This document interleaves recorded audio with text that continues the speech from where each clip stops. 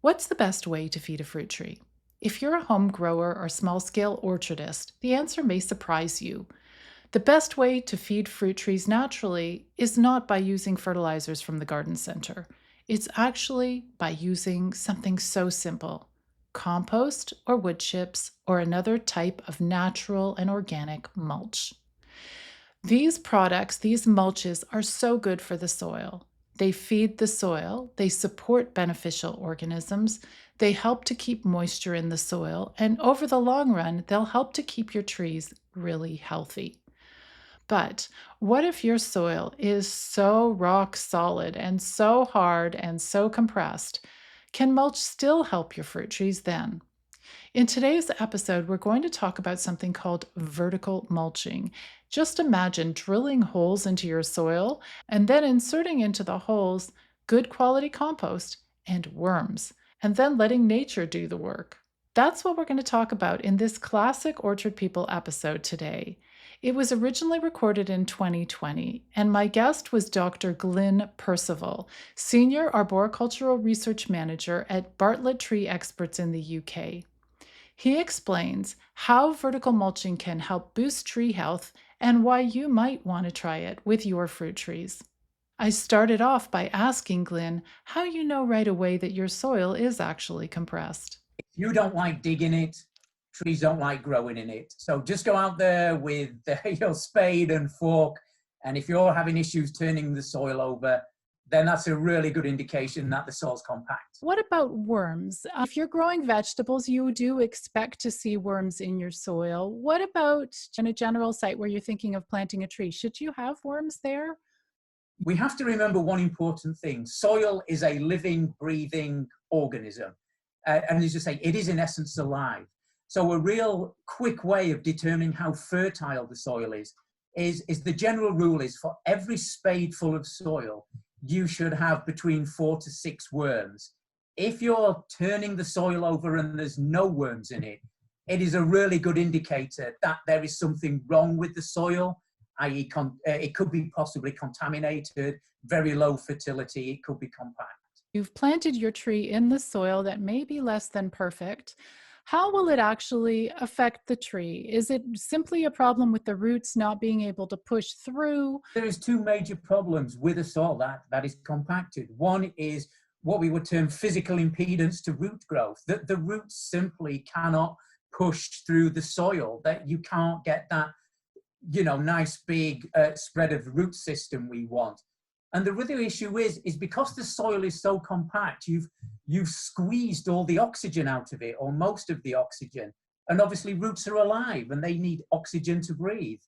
And without that oxygen, or with low levels of oxygen, it's going to influence how they grow, just as it would us. The oxygen levels go down and we struggle quite badly. So does any living organism. So that is the 2 main issues that we face. What will a tree look like if it's struggling and it doesn't have enough oxygen, it doesn't have enough nutrients, the soil?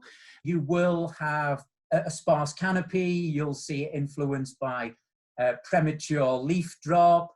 The leaves will be paler, maybe slightly necrotic, as in they start to go brown around the peripheral edges. And one of the techniques I always like to use is most healthy trees, kind of irrespective of species, should grow at least 10 centimeters or 4 inches a year. So I always measure the new growth the tree has put on at the end of the growing season. And I say, I know it will differ between species, but really, if you're having less than 4 inches, then it really is indicating the tree's not very happy. So most of the people who are listening to the show today, they grow fruit trees. And fruit trees are expected to grow way more than 4 inches a year. There is Yes. a big expectation that it'd be, minimum 12 inches, maybe 24 inches, depending if it's a cherry tree or a plum tree. How are fruit trees different in terms of what they need in terms of soil? They tend to really need potentially more TLC. They need the wood chip layer of mulch and the biochar. These are excellent soil amendments we can use to really improve fertility. So they maybe need higher inputs of types of fertilizers, whether they're organic or natural, compared more to like trees growing in urban landscapes. They are designed, as I say, to produce fruit. So sometimes you tend to find maybe their stress tolerance, their disease resilience isn't quite as great as maybe some of our more hardier trees that would see growing in like urban landscapes, such as streets and car parks. We know that compressed soil, not a good thing. Tell me what happened with you. How did you start your study? Compressed soil in urban landscapes has always been a major issue. We have pedestrians, we have traffic, we have lots and lots of infrastructure. And it's probably one of the major, I would say, potentially killers of trees in urban landscape. I've seen people planting trees and they're using like pickaxes and crowbars to try and get a hole in the ground. And I would say, if you're planting trees into that level of compaction, they're really not going to survive, irrespective of species.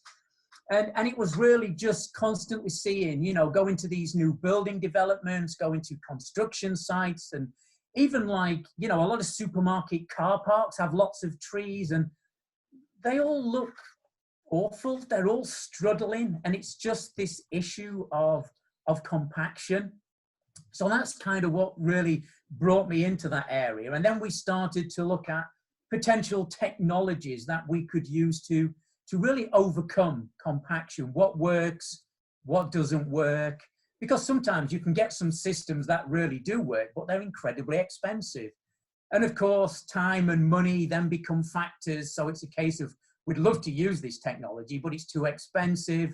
So maybe we can start looking at other ones, which is really where the vertical mulching came into play, because that is actually a relatively cheap and inexpensive way of decompacting soils. We talk about mulching our fruit trees. We do circles around the fruit trees, expand the circles out to the edge of the canopy to make sure that we can feed the roots. So there's no grass around, our fruit trees, up until the edge of the canopy.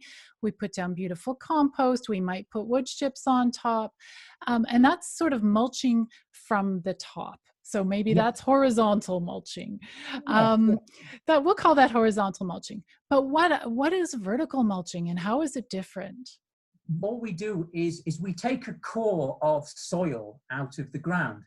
I mean, before any large scale planting, I mean, as I always say, I teach a lot of arborists, and the first thing they do is look up. They always look into the canopy, and I'm like, no, you don't. I mean, 90% of all tree-related problems are caused by problems below ground, i.e. the soil. You get the soil right, and the trees will do wonderfully well. So really, given the fact that in many cases, the vertical mulching is where we would do a soil analysis. We would work out whether we do have a compact soil. We would send it away for analysis for its nutrient composition. Again, would maybe look at its drainage. And if the soil really is very, very poor, we simply take out cores of soil and just take it away. And then we backfill. We buy a soil in the UK called John Innes. It's a very high quality topsoil. We would mix it with a really good kind of tree compost. We would put some organic matter in there, really something that the roots are going to flourish in. We know they're going to thrive. And that's really about it. There's many types of formulation you can use, once you've taken the bad soil away, but we just find a good quality topsoil mixed in with compost and some organic matter. If, for example, the soil is very alkaline, if the pH is too high, that will be a good time to add some of these pH amendments, such as like iron sulfate, something like that, just to lower the pH. So really that's it in a nutshell, just taking cores out at fixed distances under the canopy and either replacing it with a really good quality soil, or if the soil you have is reasonable, you could then amend that soil. And a great additive you could use is biochar that you mentioned earlier, and I'm a huge fan of biochar. I think it's a great soil amendment, and we've had some really excellent results using it. So I always look at addition of biochar into soils through vertical mulching to either the existing soil or to a fresh soil we've made up. So you talk about taking these core samples. So describe what that process looks like. Do you need a fancy machine? I mean, obviously with a shovel, you couldn't really make a long, skinny, hole in you without damaging the roots of your tree. So describe, what are these core samples? There's two pieces of equipment you can use. One, if you do have the money, you can buy what we call a mechanical auger. It's in essence like a very, very large drill. It makes holes. You only need to go 3-inch wide, and we normally make them down to something like maybe 12 to 15-inch below ground. So you can either use a mechanical auger, or there is another an implement you can buy. It's called a Dutch auger. I don't know if you've ever heard of it. In essence, it really is like a giant corkscrew. And you can just put it on, and you can just twist it round and round. And it is slower, but at the same time, it's far more inexpensive. So if you have a small area, it makes it economically feasible. And again, the Dutch auger will last for years. So in some instance, we will just come in with the Dutch auger and start taking cores out, doing it that way. I mean, at the same time, there has been a lot of criticism of the vertical mulching because people will say, well, it damages the root system. It's like that little bit of short-term damage is more than compensated by the long-term gains, because if you don't alleviate the compaction, the tree will not magically get better.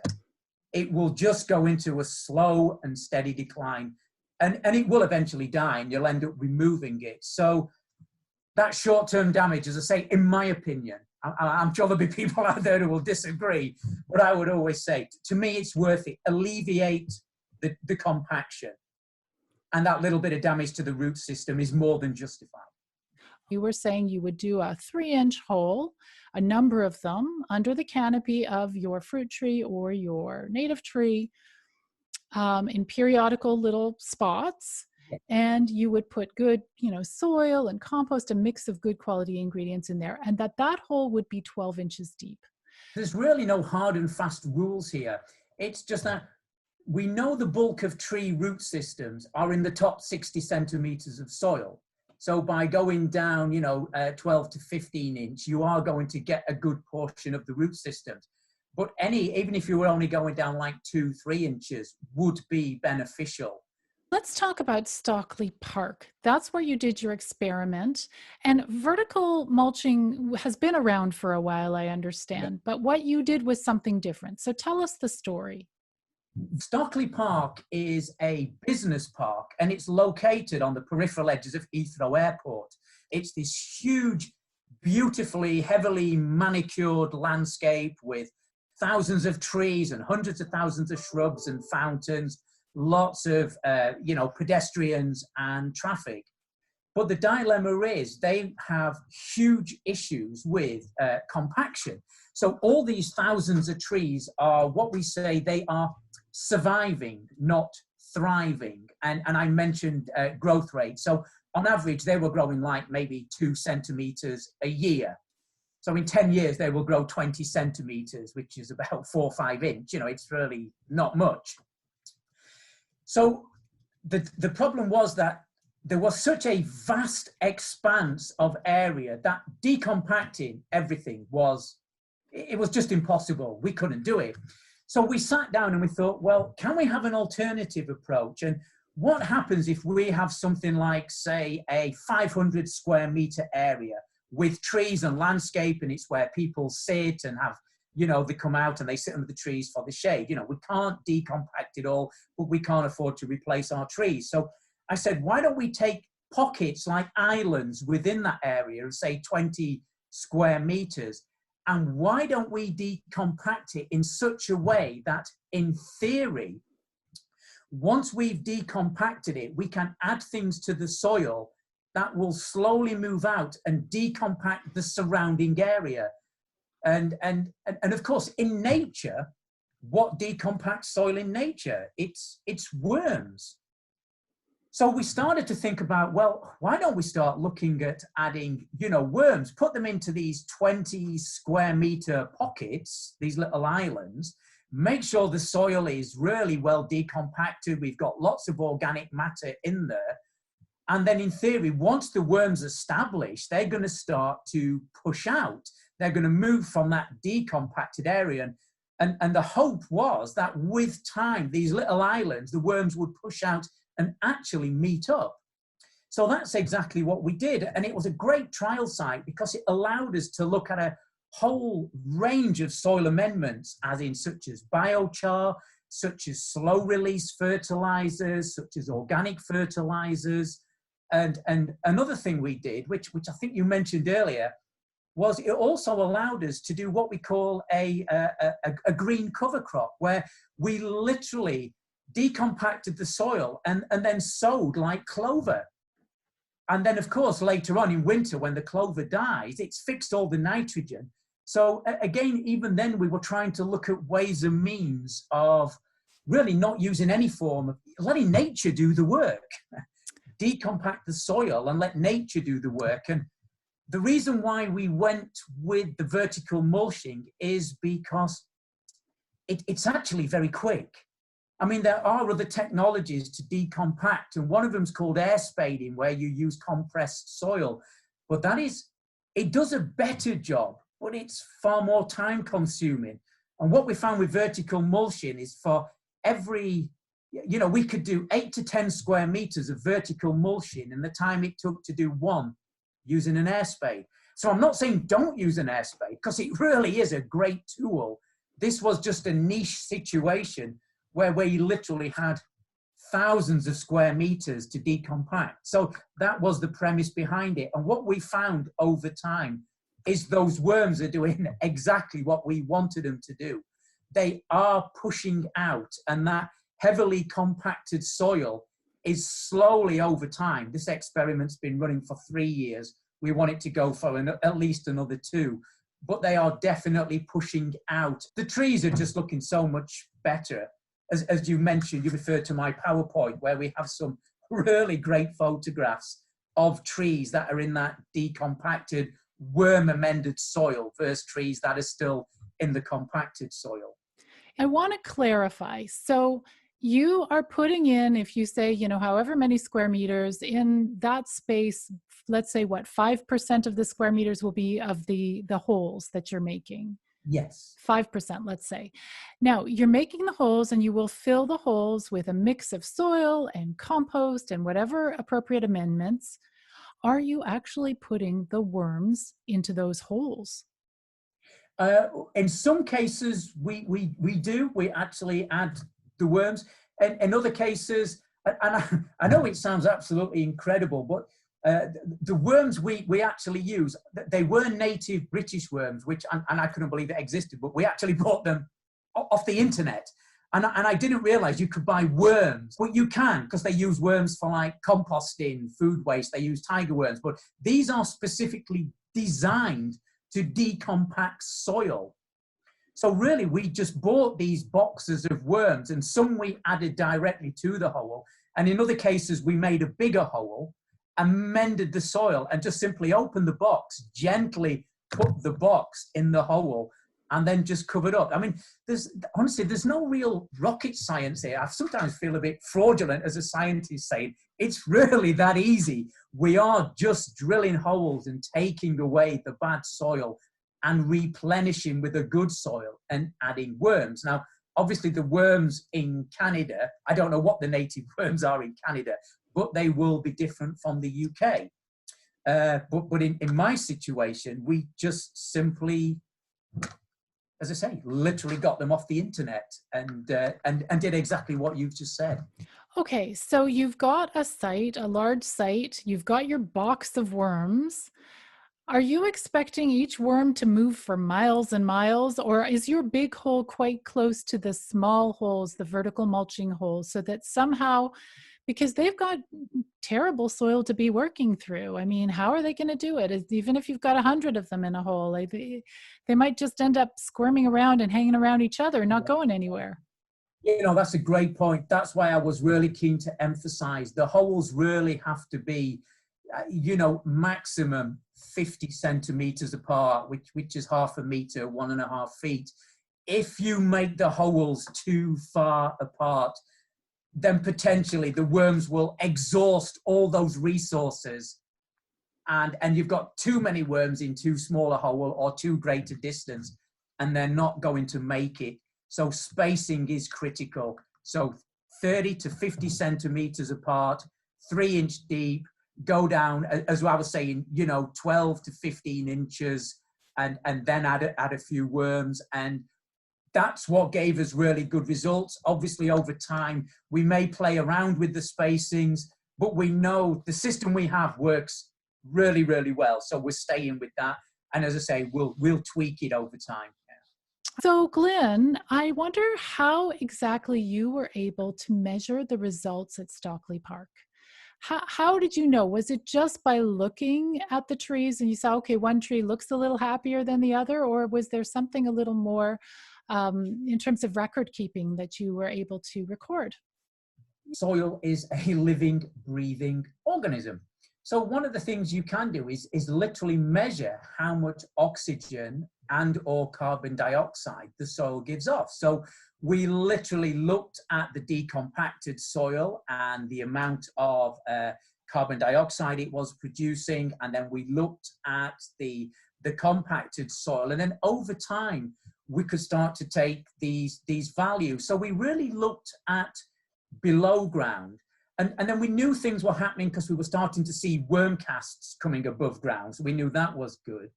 And then the soil that we hadn't treated, we would send it away to look for a nutrient analysis. So this is all kind of the sciencey stuff we did, you know, below ground. And then also the tree itself, you know, we could measure leaf color. We can measure how green.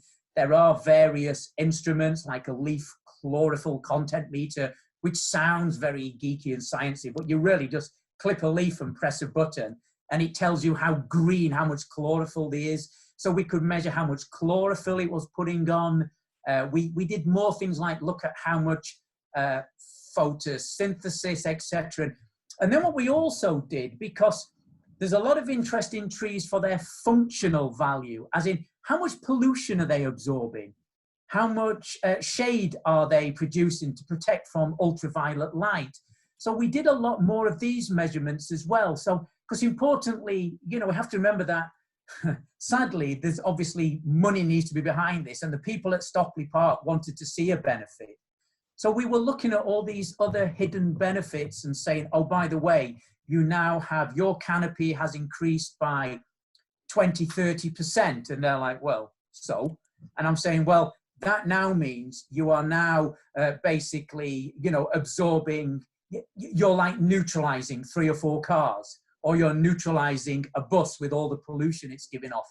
So we did lots of these types of measurements. We really wanted to show how much carbon the tree was sequestering.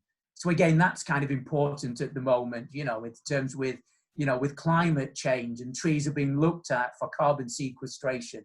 So we could say, look, our treatment is giving you all these extra functional values. So that's really what we did. We did lots of kind of like the basics, the size increase, the canopy increase, the girth increase, and then how much more pollution, carbon dioxide, how much more dust it was filtering, how much ultraviolet light, you know, protection the tree was giving. It's interesting because in your slideshow, there's a lot of detail. Oh my gosh, there's so much detail. And there's one picture that's really striking, and where you show 4 trees in a row, and one says control, and it's kind of a small tree. It looks small, and the treated one is huge. So the actual, it looks to me like the treated trees actually get bigger and grow more. We were seeing like 30, 40% increases in canopy size. I mean, we were expecting some benefits, but we were really like, wow, because when we first set this project up, we just really had no idea it was going to work. So every so often, and you know, you kind of go along the lines with experiments, and a lot of experiments I do tend to be what we call busts. They don't really show that much, but this was great. We really saw some excellent benefits from it. So yeah, which visually are quite striking. Now, we have just a few more minutes left. And listeners to the show, I don't know if you guys realize this.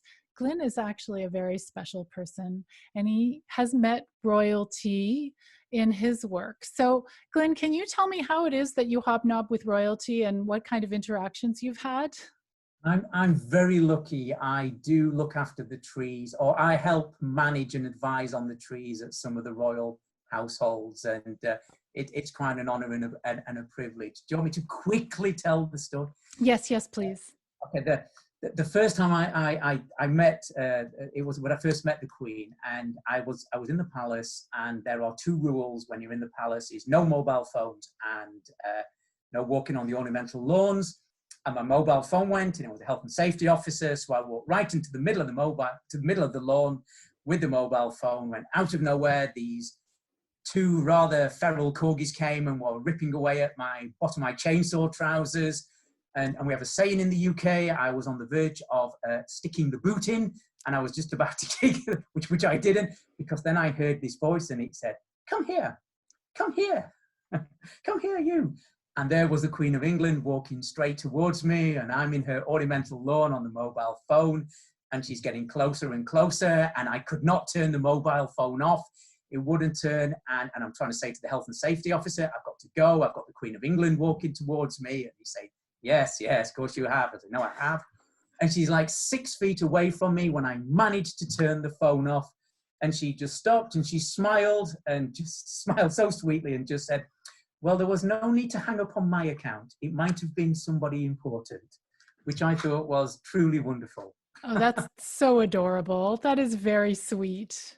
Aw, that is such a great story. Glynn, thank you so much for being with me on the show today. I love having you on the show. You're going to have to do some more research on something else amazing, because we got to get you I would love back. to come back on the show. It's Yeah. been an absolute pleasure, and I will carry on doing lots more research. I hope you enjoyed this episode with Dr. Glynn Percival.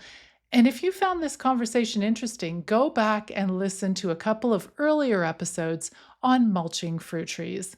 The first is episode 36 from 2018 called Willow Mulch for Fruit Trees with Glynn. He explains why willow mulch is so powerful when it comes to boosting tree health. Then check out episode 31 from 2018 called Mulching Fruit Trees, Which Mulches Are Best, with Professor David Granitstein. Together, we explore the pros and cons of different mulch materials and how to choose the right one for your fruit trees. In the meantime, if you want to learn more about caring for your fruit trees naturally, you can also check out my book, Grow Fruit Trees Fast. You'll find it on Amazon, and it's a quick read, and it'll teach you the essentials of fruit tree care in about an hour. Thanks so much for tuning in, and I'll see you next time. Happy growing.